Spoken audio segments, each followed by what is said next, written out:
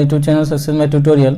आज हम लोग इस वीडियो में देखने वाले हैं साइंस का जो झारखंड बोर्ड द्वारा जारी किया गया है सेट, सभी सेट, तो उसका आज देखने वाले हैं हम लोग सेट 5। इससे पहले सभी set 1, set 2, set 3, set 4 video upload कर चुके हैं। अगर आप नहीं देखे हैं तो डिस्क्रिप्शन बॉक्स में प्लेलिस्ट का लिंक रहेगा, आप वहां से जाकर आसानी से देख सकते हैं। तो चलिए अब आगे देखते हैं क्वेश्चन। ठीक है, इसमें कुछ इंस्ट्रक्शन भी दिया हुआ है। ठीक है, जिसमें देख सकते हैं इसमें टाइम मेंशन किया हुआ 90 मिनट्स रहेगा, 1 आवर एंड 30 मिनट। पूर्णांक यहाँ पर आने की मार्क्स 40 मार्क्स रहेगा। कुछ यहाँ जनरल इंस्ट्रक्शंस भी हैं। ठीक है, तो अब आगे बढ़ते हैं क्वेश्चन की ओर। Question first number question number 1 क्या कह रहा है कि प्रकाश की किरणें गमन करती है। हमेशा देखे होंगे आप कि जो प्रकाश किरणें होती है हमेशा सीधी रेखा में गमन करती है। ठीक है, जो कि आप क्लास 8 में भी पढ़े होंगे एक पाइप द्वारा प्रैक्टिकल करके ऐसा। ठीक है, तो इसका फर्स्ट का आंसर ए हो जाएगा। नेक्स्ट क्वेश्चन नंबर 2 में क्या कर रहा है, परावर्तन के नियम लागू होते हैं। तो परावर्तन के नियम कहाँ लागू होते हैं, सभी परावर्तक सतह पर। ठीक है, सभी परावर्तक पृष्ठों पर। चलिए आगे क्वेश्चन देखते हैं। क्वेश्चन नंबर 3 में क्या कर रहा है, किसी गोलीय दर्पण की फोकस दूरी की त्रिज्या वक्रता त्रिज्या की क्या होती है। तो वक्रता त्रिज्या हम लोग जानते हैं कि गोलीय दर्पण, जैसे देख सकते हैं यहाँ पर ये गोलीय दर्पण हो गया, ये मुख्य अक्ष हो गया। ठीक है, ये इसका क्या हो जाता है, अगर प्रकाश किरणें इधर से आती है तो ये परावर्तन के बाद जिस बिंदु पर करता है ये फोकस हो जाता है, और यहाँ पर इसका फोकस का दुगुना होता है, यहाँ वक्रता केंद्र होता है। ठीक है, तो दुगुना आने की अगर आप बात करें कि ये वक्रता त्रिज्या हो गया, ये तो वक्रता त्रिज्या के एफ क्या होता है, आधा होता है। ठीक है, तो यहाँ पर ये इसका राइट आंसर क्या हो जाएगा, ये आधा होता है। ठीक है, जो फोकस दूरी होता है वक्रता त्रिज्या का हमेशा आधा होता है। चलिए आगे देखते हैं क्वेश्चन नंबर 4 क्या है, एक गोलीय दर्पण की वक्रता त्रिज्या दिया हुआ है। ठीक है, वक्रता त्रिज्या यानी कि r बराबर दिया हुआ है, r बराबर 20 दिया हुआ है। तो यहाँ पर इसका फोकस दूरी निकालने के लिए बोला गया है। तो फोकस दूरी बराबर हम लोग जानते हैं r/2 होता है। ठीक है, तो हम लोग इसे क्या करेंगे, यहाँ पर r की जगह पर 20 पुट कर देंगे, 20 बैठाएंगे तो 20/2 10 आ जाएगा, यानी कि f बराबर 10 आएगा, यानी कि राइट आंसर यहाँ पर इसका b हो जाएगा। ठीक, क्वेश्चन नंबर 5 क्या कह रहा है, अब जब वस्तु अवतल दर्पण के वक्रता केंद्र पर हो तो अवतल दर्पण में प्रतिबिंब कहाँ बनेगा। ये चीज़ पूछ रहा है क्वेश्चन की। अवतल दर्पण दिया गया है, इसमें जो वस्तु होगा इसका केंद्र पर है। ठीक है, तो इसका जो है सो प्रतिबिंब कहाँ बनेगा। तो हम लोग जानते हैं इस तरह से यहाँ पर बनाकर, अगर आप बनाए होंगे तो याद होगा इस तरह से, तो इसका प्रतिबिंब कहाँ बनता था, केंद्र पर ही बनता था। ठीक है, तो इसका राइट आंसर क्या हो जाएगा, यहाँ पर 5 का ए ही हो जाएगा। ठीक, क्वेश्चन नंबर 6 क्या कर रहा है, अवतल दर्पण में वस्तु का प्रतिबिंब। तो हम लोग जानते हैं अवतल दर्पण में 5 प्रतिबिंब जो बनता है वह हमेशा वास्तविक होता है, लेकिन एक छठा जो होता है वह आभासी होता है। ठीक है, तो यहाँ पर दोनों हो जाएगा, यानी कि ऑप्शन इसका सी हो जाएगा। चलिए आगे देखते हैं। क्वेश्चन नंबर 7 क्या कर रहा है कि वाहनों के पश्च दृश्य दर्पण के रूप में किस दर्पण का उपयोग किया जाता है, यानी कि वाहनों में जो पश्च दृश्य के रूप में जो दर्पण लगाया जाता है पश्च दृश्य के लिए, वह किस प्रकार का होता है। तो यहाँ पर ये उत्तल दर्पण होता है। क्वेश्चन नंबर 8 में क्या कर रहा है, सोलर कुकर में किस गोलीय दर्पण का उपयोग किया जाता है। तो सोलर कुकर में सभी प्रकाश किरणें को क्या करना रहता है, और एक जगह पर एकत्रित करना रहता है। तो इस तरह से एकत्रित करने के लिए यहाँ पर क्या किया जाता है, ये अवतल दर्पण, एकत्रित करने के लिए अवतल दर्पण का उपयोग किया जाता है। ठीक है, नेक्स्ट क्वेश्चन क्या कर रहा है कि किसी गोलीय दर्पण तथा किसी पतले गोलीय लेंस दोनों की फोकस दूरी -15 सेंटीमीटर है। ठीक है, तो माइनस में है तो इसका क्या हो जाना चाहिए, यहाँ पर दोनों कौन सा हो जाएगा, अवतल हो जाएगा। ठीक है, दर्पण रहेगा तो अवतल दर्पण, लेंस रहेगा तो अवतल लेंस हो जाएगा। उसका फोकस दूरी यहाँ पर क्या हो जाएगा, माइनस होता है। यहाँ पर देख सकते हैं माइनस दिया हुआ है। चलिए आगे देखते हैं क्वेश्चन नंबर 10।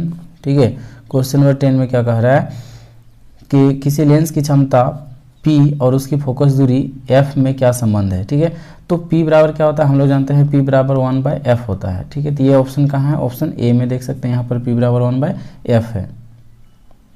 क्या कह रहा है कि लेंस का आवर्धन का व्यंजक लिखें। ठीक है, तो इसका व्यंजक लिखने के लिए कहा जा रहा है, तो यहाँ पर देख सकते हैं ये m बराबर -v/u है। ये भी होता है बट ये लेंस के लिए दर्पण के लिए होता है। यहाँ पूछा गया है लेंस का आवर्धन, लेंस के लिए पूछा गया। ठीक है, तो यहाँ से क्या हो जाएगा, ये इसका ऑप्शन डी में जो है m बराबर v/u हो जाएगा। ठीक, नेक्स्ट क्वेश्चन क्या कर रहा है 12 नंबर, सामान्य दृष्टि के व्यस्क के लिए सुस्पष्ट दर्शन की अल्पतम दूरी मतलब न्यूनतम दूरी क्या होता है।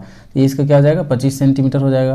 अल्पतम मतलब कि न्यूनतम दूरी। ठीक है, नियरेस्ट पॉइंट। क्वेश्चन नंबर 13 में क्या कह रहा है, नेत्र के द्वारा किसी वस्तु का कैसा प्रतिबिंब बनता है। नेत्र के द्वारा जो है हमेशा वास्तविक तथा उल्टा प्रतिबिंब बनता है, जो कि ऑप्शन ए में है, तो इसका ये राइट आंसर हो जाएगा। ठीक है, चलिए आगे देखते हैं क्वेश्चन नंबर 14 से क्या कह रहा है, निम्नलिखित में से किस अभिक्रिया में दो अलग अलग परमाणु या परमाणुओं के समूह का आपस में आदान प्रदान होता है। ठीक है, तो आपस में आदान प्रदान, परमाणुओं का आपस में आदान प्रदान द्विविस्थापन अभिक्रिया में होता है। यहाँ पर क्वेश्चन नंबर 15 में क्या कह रहा है, रासायनिक अभिक्रिया को संतुलित किस नियम के आधार पर किया जाता है। तो यहाँ पर इसमें जो है सो द्रव्यमान संरक्षण के नियम के आधार पर किया जाता है, ताकि अभिकारक तत्वों का कुल द्रव्यमान तथा उत्पाद तत्वों का कुल द्रव्यमान बराबर रहे। चलिए आगे देखते हैं क्वेश्चन नंबर 16 में क्या कह रहा है, उपचयन में क्या होता है। तो उपचयन में हम लोग जानते हैं कि ऑक्सीजन का वृद्धि होता है और हाइड्रोजन का ह्रास होता है। तो यहाँ पर वृद्धि एक ही दिया हुआ है, यहाँ पर ऑक्सीजन का वृद्धि होता है। ठीक, नेक्स्ट क्वेश्चन नंबर 17 में क्या दिया हुआ है, पदार्थ X के विलयन का उपयोग सफेदी करने में होता है, X का नाम क्या होगा। तो कैल्शियम हाइड्रोक्साइड, इसका सफेदी करने में उपयोग किया जाता है। ठीक है, चलिए आगे देखते हैं क्वेश्चन नंबर 18 में क्या कह रहा है, धातु के ऑक्साइड की प्रकृति क्या होती है। तो धातु के ऑक्साइड, धातु जैसे मान लेते हैं सोडियम, ठीक है, सोडियम ऑक्साइड, तो Na2O हो जाएगा। तो इसका प्रकृति क्या है, तो ये क्या होता है, क्षारीय होता है, जो कि ऑप्शन बी में है। ठीक है, चलिए आगे देखते हैं क्वेश्चन नंबर 19 में क्या कर रहा है कि दिया गया चित्र जो है वो क्या दर्शाता है। तो ये क्या दर्शा रहा है कि ये सांद्र अम्ल क्षारक बनने वाले बर्तन में लगा चेतावनी, ये चेतावनी को दर्शाया हुआ रहता है। ठीक है, जो कि ऑप्शन बी में है। चलिए आगे देखते हैं क्वेश्चन नंबर 20 में क्या कह रहा है, क्षारक जल में घुलकर कौन सा आयन प्रदान करते हैं। तो क्षारक जो है जल में घुलकर OH- आयन देते हैं। यही अगर अम्ल होता, ठीक है, HCl वगैरह कुछ कोई भी अम्ल रहता, अम्ल का नाम यहाँ लेता, तो यहाँ पर क्या हो जाता H+। अम्ल जल में घुलकर H+ देते हैं और क्षारक जल में घुलकर OH- देते हैं। ठीक है, क्वेश्चन नंबर 21 में देखिए क्या कह रहा है कि अम्ल धातु के साथ अभिक्रिया करके कौन सी गैस निकालती है। अम्ल, आप पढ़े होंगे अम्ल क्षारक तथा लवण चैप्टर 2 में, कि अम्ल जब धातु के साथ अभिक्रिया करता है तो कौन सा गैस रिलीज करता है, तो ये हाइड्रोजन गैस रिलीज करता है। ठीक है, चलिए आगे क्वेश्चन देखते हैं। क्वेश्चन नंबर 22 में क्या कह रहा है कि क्लोर क्षार प्रक्रम से किस पदार्थ का निर्माण होता है। तो क्लोर क्षार प्रक्रम से यहाँ पर ये सोडियम हाइड्रोक्साइड जो है, इसका राइट आंसर हो जाएगा, यह सोडियम हाइड्रोक्साइड बनता है। ठीक है, नेक्स्ट क्वेश्चन नंबर 23 में क्या कह रहा है कि एक पदार्थ है जो जल में घुलनशील है, स्वाद में कड़वा है, ठीक है, स्पर्श उस साबुन की तरह है तथा प्रकृति संक्षारक है, वह पदार्थ क्या है। तो यहाँ क्या कह रहा है, साबुन की तरह है। ठीक है, जल में घुला हुआ नहीं, घुलता है लेकिन जल में घुला हुआ नहीं है। तो जल में जो घुलनशील होता है उसे क्या कहते हैं। यहाँ पर जल में अगर घुलनशील नहीं होता तो उसे क्या कहते हैं, क्षारक कहते हैं, लेकिन जल में घुलनशील इसलिए क्या हो जाएगा, क्षार हो जाएगा। वे क्षारक जो जल में घुलनशील होता है उसे क्या कहते हैं, क्षार कहते हैं। ठीक है, नेक्स्ट क्वेश्चन नंबर 24 में क्या कह रहा है, निम्नलिखित में किस pH मान वाले वर्षा को अम्लीय वर्षा कहेंगे। तो यहाँ देख सकते हैं ये तो 7 चीज़ का रहता है, ये उदासीन हो गया, ये भी अम्लीय है, ये भी अम्लीय है, ये भी अम्लीय है, तो ज़्यादा अम्लीय कौन है, 5, तो यहाँ पर बी राइट आंसर हो जाएगा। चलिए आगे देखते हैं क्वेश्चन नंबर 5 में क्या कह रहा है, 25 में क्या कह रहा है, किसी अभिक्रिया में गैस निकल रही है, उसके पास जलती हुई तीली ले जाया जाता है। ठीक है, कोई अभिक्रिया, उससे गैस निकल रहा है और उस गैस के पास एक जलती हुई माचिस का तीली ले जाया जा रहा है, तो वहाँ पर क्या होता है, गैस फट फट की ध्वनि के साथ जलती है। तो वह कौन सा गैस होगा, तो वहाँ पर कौन सा गैस हो जाएगा, यहाँ हाइड्रोजन गैस हो जाएगा, जिस कारण से इसी हाइड्रोजन के कारण वहाँ फट फट करता है। ठीक है, ऑक्सीजन रहेगा तो आराम से और जलेगा, नाइट्रोजन रहेगा तो भी जलेगा, कार्बन डाइऑक्साइड रहेगा तो बुझ जाएगा। ठीक है, चलिए आगे देखते हैं क्वेश्चन नंबर 26 में क्या कह रहा है, रासायनिक अभिक्रिया में होता है। तो रासायनिक अभिक्रिया में क्या होता है, अवस्था में परिवर्तन ये भी होता है, रंग में परिवर्तन होता है, गैस का उत्सर्जन मतलब निकलना ये भी होता है। तो यहाँ पर उपरोक्त सभी हो जाएगा। चलिए नेक्स्ट क्वेश्चन देखते हैं क्या है, 27 में मनुष्य के पाचन तंत्र में भोजन का अवशोषण कहाँ होता है।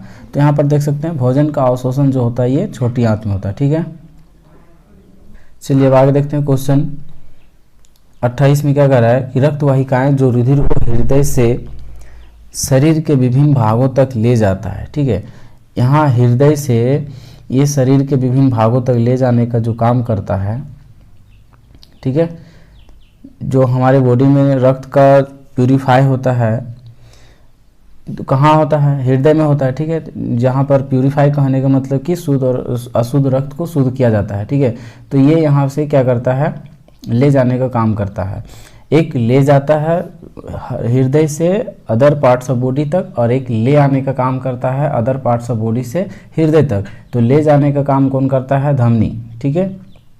और लाने का काम कौन करता है? सीरा, ठीक है। सीरा माने कि दूसरे जगह से सभी को समेट के कहाँ तक लाता है? हृदय तक। सीरा मतलब समेटना, और हृदय से ले जाकर छोड़ता है, यानी कि धकेल कर ले जाता है। धकेल के ले जाता है मतलब धमनी, ठीक है। तो यहाँ पर इसका राइट आंसर कौन सा हो जाएगा? हृदय से शरीर के विभिन्न भागों तक ले जाने वाला काम कौन करता है? तो धमनी, ठीक है। नेक्स्ट क्वेश्चन क्या कह रहा है? कोई अंग कट जाने पर रुधिर का थक्का बनाने में कौन मदद करता है? तो हमारे शरीर में ब्लड सेल्स का जो है सो 3 प्रकार का कण पाए जाते हैं। तो उसमें से जो होता है प्लेटलेट्स, ये क्या काम करता है? कट जाने पर ये थक्का जमाने का काम करता है, ठीक है। क्वेश्चन नंबर 30 देखिए आगे क्या कह रहा है कि पादप के वायवीय भागों द्वारा वाष्प के रूप में जल की हानि क्या कहलाता है? अगर पादप से जल अगर निकल जाता है तो क्या कहलाएगा? तो वाष्पोत्सर्जन। वाष्पोत्सर्जन यानी कि जल का वाष्प में बनना, ठीक है। चलिए नेक्स्ट क्वेश्चन क्या कह रहा है?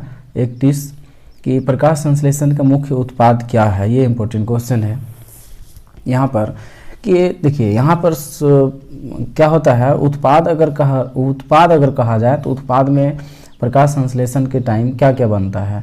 इसका कार्बोहाइड्रेट C6H12O6 बनता है, प्लस में इसका ऑक्सीजन बनता है, और प्लस में ऊर्जा बनता है, ठीक है। तो मुख्य रूप से अगर देखा जाए तो ये कार्बोहाइड्रेट हो गया, ठीक है, C6H12O6। इसका मुख्य रूप से उत्पाद जो बनता है प्रकाश संश्लेषण के द्वारा, तो ये क्या बनता है? कार्बोहाइड्रेट। और बाय प्रोडक्ट यहाँ पर, ठीक है, उप उत्पाद अगर पूछा जाता, ये उप उत्पाद है, ठीक है। ऑक्सीजन जो है ये उप उत्पाद है। तो यहाँ पर इसका मुख्य उत्पाद पूछा गया तो मुख्य उत्पाद क्या हो जाएगा? कार्बोहाइड्रेट हो जाएगा, ठीक है। चलिए आगे क्वेश्चन क्या कह रहा है? क्वेश्चन नंबर 22 में अमाशय के आंतरिक स्तर का अम्ल से रक्षा किसके द्वारा होता है? ठीक है, तो ये क्या हो जाएगा इसका आंसर? राइट आंसर श्लेष्मा हो जाएगा, इसे याद रखना है। ठीक है, आगे देखते हैं क्वेश्चन नंबर 33 में क्या कर रहा है? निम्नलिखित में किस जीव का क्षुद्रांत सबसे लंबा होता है? तो क्षुद्रांत लंबा होने का मतलब शाकाहारी जीव। तो शाकाहारी जीव कौन सा होता है? जो पेड़ पौधा केवल घास फूस खाता है। तो यहाँ पर राइट आंसर गाय हो जाएगा। चलिए आगे क्वेश्चन देखते हैं 34 में क्या कर रहा है? अमीबा में किस प्रकार का जनन होता है? ठीक है, तो अमीबा में किस प्रकार का जनन होता है? तो यहाँ विखंडन हो जाएगा। ठीक, नेक्स्ट क्वेश्चन क्या कर रहा है? 35 पर्तन कलम रोपण इत्यादि किस प्रकार का जनन की विधि है? ठीक है, तो ये कायिक प्रवर्धन है। नेक्स्ट क्वेश्चन क्या कर रहा है? निम्नलिखित में कौन पादप का मादा जनन अंग के भाग है? तो ये अंडाशय हो जाएगा। नेक्स्ट क्वेश्चन क्या कर रहा है? निम्नलिखित में से कौन लैंगिक संचरण रोग है? तो लैंगिक संचरण रोग कौन सा हो जाएगा? गोनोरिया हो जाएगा। ठीक है, चलिए नेक्स्ट क्वेश्चन क्या कर रहा है आगे? 38 शुक्राणु कहाँ उत्पन्न होते हैं? ठीक है, तो शुक्राणु आप देख सकते हैं यहाँ पर ये वृषण में उत्पन्न होता है, वृषण में बनते हैं। नेक्स्ट क्वेश्चन क्या कर रहा है? तापीय विद्युत संयंत्र में क्या होता है? तापीय विद्युत संयंत्र में ताप द्वारा विद्युत ऊर्जा उत्पन्न करने की विधि को तापीय विद्युत संयंत्र यानी कि मशीन प्रोसेस कह सकते हैं। तो यहाँ पर तापीय ऊर्जा विद्युत ऊर्जा में रूपांतरित होता है। नेक्स्ट क्वेश्चन नंबर 40 इस सेट का और साइंस का 5वां मॉडल यानी कि मॉडल सेट नंबर 5 है, लास्ट है, इससे पहले तो सभी बना दिए हैं। तो 40 नंबर क्वेश्चन में क्या कह रहा है कि गोबर गैस को अन्य किस नाम से जाना जाता है? तो गोबर गैस को अन्य जैव गैस के नाम से भी जाना जाता है।